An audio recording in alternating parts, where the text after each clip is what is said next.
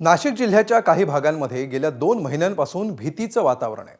सुरगाणा, पेठ, दिंडोरी तालुक्यांमध्ये दररोज भूकंपाचे धक्के जाणवत असल्यामुळे नागरिक चिंतेत आहेत। भूकंपाची तीव्रता कमी असली तरी सातत्यानं बसणारे हादरे लोकांना भयभीत करतायत। नाशिकमध्ये काय घडतंय, त्यामागचं कारण काय आणि प्रशासनाचं यावर काय म्हणणं आहे, बघूया या स्पेशल रिपोर्टमध्ये। कुठे जमिनीला भेगा, कधी घरांच्या भिंतींना तडे,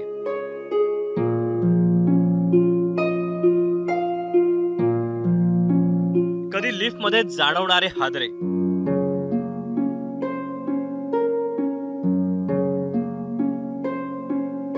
गेल्या 2 महिन्यात नाशिकमध्ये सातत्यानं घडणाऱ्या या घटना आणि त्याला जबाबदार आहेत ते सातत्यानं बसत असलेले भूकंपाचे धक्के। रिश्टर स्केलवर तीव्रता कमी असली तरी लागोपाठ बसणाऱ्या धक्क्यांनी नाशिकमध्ये भीतीचं वातावरण आहे। त्यामुळे नागरिकांना भविष्याची चिंता सतावू लागली असून प्रशासनानं लक्ष देण्याची मागणी होतीये। 15 सेकंदाच्या आसपास भूकंपाचे धक्के आम्हाला जाणवले आणि एकदम असा ढगांचा गडगडाट कसा होतो अशा पद्धतीचा तो आवाज आला आणि जमिनी खालून काहीतरी असं धडधडत गेल्यासारखं वाटलं आणि त्यामुळे आमची एकदम आम्हाला भीती वाटली त्या गोष्टीची।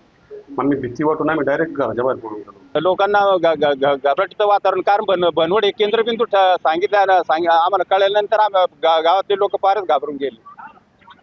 कारण आपल्या भविष्यात काय होणार आहे, एखाद्या वेळेस काय कमी जास्त काय कसं काय करायचं हे लोकांना सुचत नव्हतं। यातली चिंतेची बाब अशी की गेल्या 2-3 दिवसात भूकंपाचं प्रमाण वाढलंय।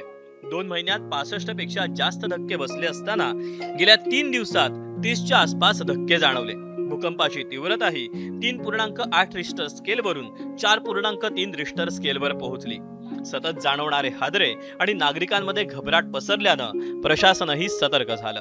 नाशिकच्या मेरी संस्थेच्या कार्यालयात भूकंपाच्या धक्क्याची नोंदणी आणि निरीक्षणं केली जात आहेत। राज्य आणि केंद्र सरकारच्या माध्यमातून भूगर्भातील हालचालींवर लक्ष ठेवलं जात आहे।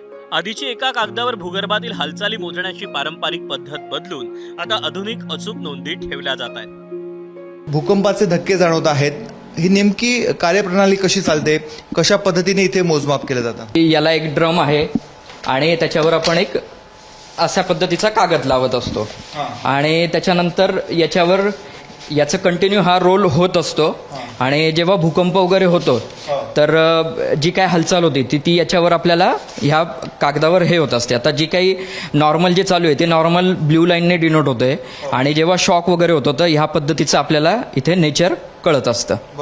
तर हा झाला जुना प्रकार, हे अॅनालॉग पद्धतीचं होतं। आता जसं डिजिटायझेशन झालं तसं ह्या पद्धती आता डिस्कार्ड झाल्या, तरी सुद्धा आपल्या संस्थेतला जो आहे हा अजून चालू अवस्थेत आहे। त्याच्यावरून आपण शिफ्ट झालो आहे ब्रॉडबँड सिस्मोमीटरमध्ये। आता जे काही आपण बघू शकतात तर हे लाईव्ह रेकॉर्डिंग चालू आहे की ह्या क्षणाला सुद्धा भूगर्भात काय हालचाली होतात त्या आपल्याला ह्या इथे दिसत आहेत। आणि जेव्हा तो भूकंप वगैरे होतो तर त्याचं एक विशिष्ट लाईन वगैरे दिसते आपल्याला, डिनोट होते, त्याचं आपण अनालिसिस करतो आणि त्याच्यावरनं आपण किती क्षमतेचा भूकंप आणि किती अंतरावर झालाय हे आपण काढत असतो। सुरगाणा भागात फॉल्ट म्हणजेच भूगर्भात खोलवर मोठी भेग आहे। त्यात कायम भूगर्भीय हालचाली सुरू असतात। पावसाळ्याचे दिवस असल्यानं आणि सुरगाणा भागात अतिवृष्टी झाल्यानं दबाव निर्माण होतोय। याचा परिणाम म्हणून काही भागांमध्ये छोटे छोटे धक्के बसतायत। जमिनीतील दाब कमी करण्याचं काम हे धक्के करत असतात। जेव्हा असे छोटे धक्के बसतात त्यावेळी मोठ्या भूकंपाची शक्यता कमी असते असा दावा करताना नागरिकांनी घाबरून जाऊ नये, सतर्क राहावं असं आवाहन प्रशासनाकडून करण्यात आलंय। खबरदारीचे उपाय म्हणून भूकंप क्षेत्रापासून 50 ते 60 किलोमीटर अंतरावर असलेल्या धरणांच्या सुरक्षेसाठी विशेष खबरदारी घेतली जाते।